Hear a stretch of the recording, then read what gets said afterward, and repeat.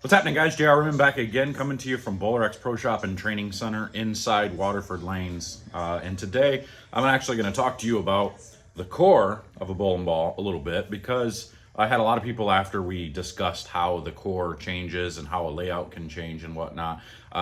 We've had a lot of people ask and say, why don't you just use a real core? Like, put a core in your hand and kind of demonstrate.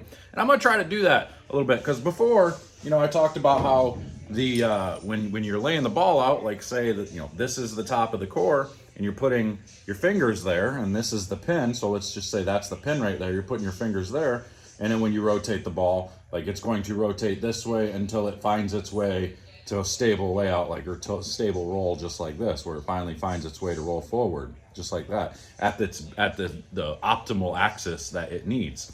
So if we take that same concept and we take it with the core itself and say, this is the top of the core, and now we're actually going pin up and we're putting it right here. We're laying it out just like this, and we roll the ball. Now, when we actually flip it and we spin it, now it's spinning this way and it's coming off our hand this way, right? So now you got the pin going up and down, and eventually it tries to find its way to this. This is where its preferred axis is going to be, where it starts rolling like this. But when it's wobbling like this is what creates that motion heading down lane. So you got to keep that in mind, okay?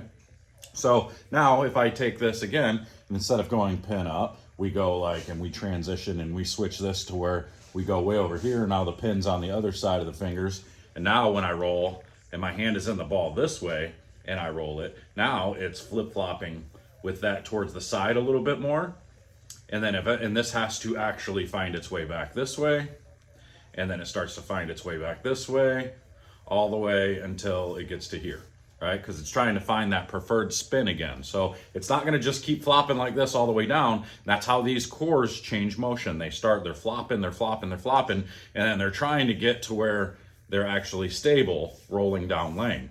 You got to keep that in mind. You got to think about these things when you're laying these out. So that's why you can say, okay, if this part's trying to get to its stable roll over here and go to here, if we lay this out to where the pin is, instead of being like this, where the pin is up, and we lay this out where it's like that, where the pin is way over here, like, basically 7-8 inches away.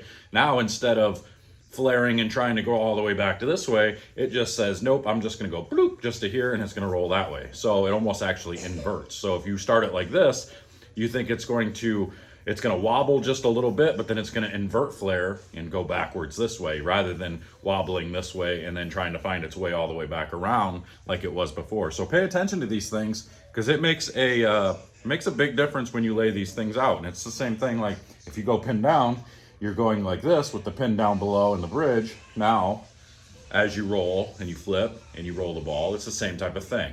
It's going to give you that same amount of distance, but you're changing the weight of the core, you're changing how this thing flops, you're changing how everything gets to that stable point, and how long it takes to go from here flopping around like this down the lane to here, to where it's just a stable roll like that. So hopefully that gives you a little bit better visual. If not, I don't know what else to say. It's really hard to demonstrate. There was a program, it was called Blueprint, that I really enjoyed. I think would be great if that could be brought back. I know it's still out there and still kind of usable, but I don't think it gets updated as often anymore. So it's not like all the bowling balls are in there. We need another app like that. Like, honestly, if you can just put a bowling ball and lay it out and show that core, and you could see how that core is going to roll and transition based on the layout that you put on it.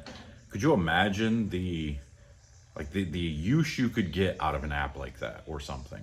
Which reminds me also, I do have an app coming. It's not going to be like that, but it is going to tell you all about your arsenal. It's going to tell you about the moves you make out when you're bowling tournaments, all your statistics. It's going to suggest moves, suggest ball changes whenever you ask it to. It's going to be, you just wait and you see. So anyway, if you haven't already, go buy my books. And yeah, that's really all I got for you. I just kind of wanted to show you that and see if that helped you get a little bit of a visual of how these things flop around in the bowling ball. So if you got any questions, let me know in the comments below. I'll try to get to them as much as I can. That's something that's one of my goals for the rest of the year, is to try to get to more comments and be able to comment back a little bit more, and even make videos on some of your comments and stuff. without being mean.